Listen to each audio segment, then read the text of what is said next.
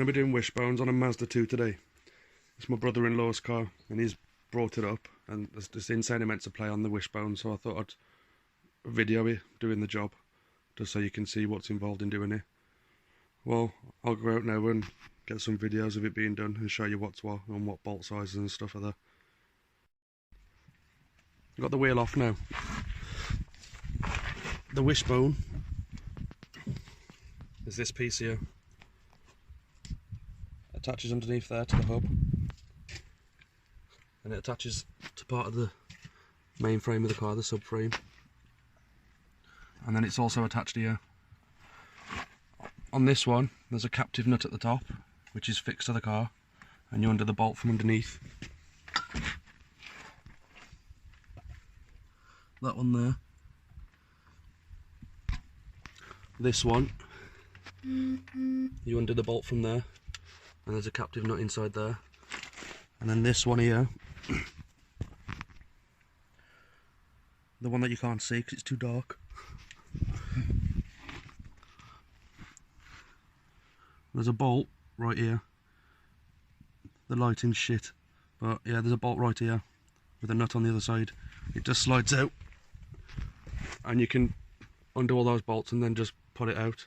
You might have to give this a bit of a wiggle, and that's it.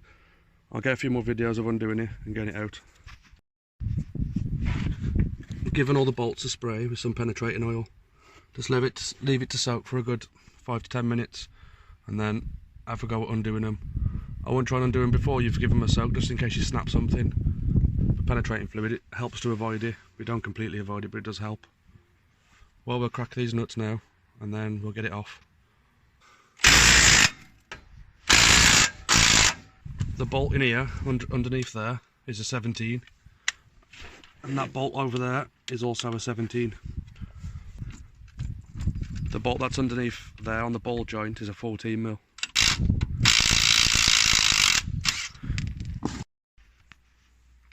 This is the bolt at the bottom of the ball joint. It sits in there that way, so the nut comes off this side. Then you're left with that inside the part that holds the wishbone ball joint in. You need to get a punch. Screw the nut back on level once it's loosened, when it's inside there, and then hit the nut, don't hit the thread because you damage the thread. Once it's pretty much loose, get a punch which is a bit smaller than the bolt, and then you punch it straight through and it comes out easy. And that's that done. And get the other two bolts out now, and then hopefully get the wishbone out. To get the ball joint out now, really you want a ball joint splitter, but I haven't got it with me, so I'm just using a bar. And you put it in and basically give it a lot of force, and the ball joint should just drop out. They can be fiddly though, and tight. If you have a ball joint splitter, a few slams with a lump hammer on it, and it'll be out.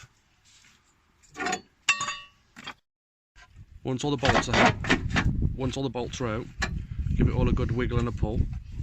It will be a bit stiff. It's just freeing it all up to get it out.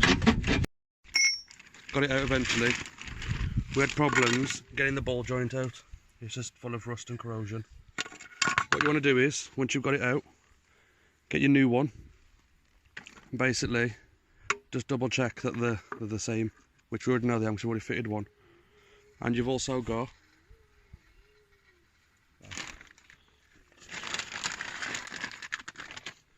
there will be a little protector cap on there. Just pull it off. Just keeps it safe. And then this basically fits back in that way. Try and get it on the video now. It is fiddly to get it back in.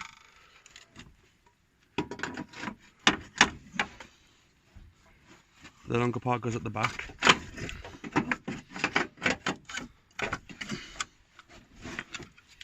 It is really fiddly. You have to just move the hub about with a suspension strut and just get it in. Undoing the track end would make the job easier, but you could end up damaging this, and then you need to replace those as well. We did do the other side without removing that, so it can be done. It is just quite fiddly.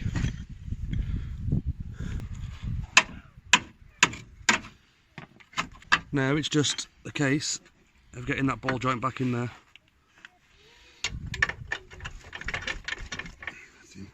And that's it now. You have to just give it a tap to get it all the way in.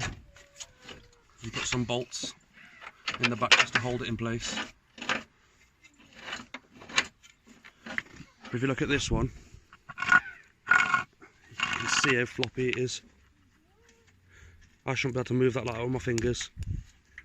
It's completely had it. That's why it's been replaced. And that's pretty much it now. Put all the bolts back in, tighten them all up, put the ball joint, knock that all the way back in, and that's it. Job's done.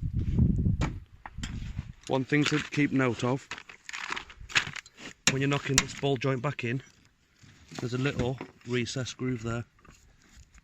So when you knock it back in, look through the bolt hole and just make sure that that's in line with the bolt hole.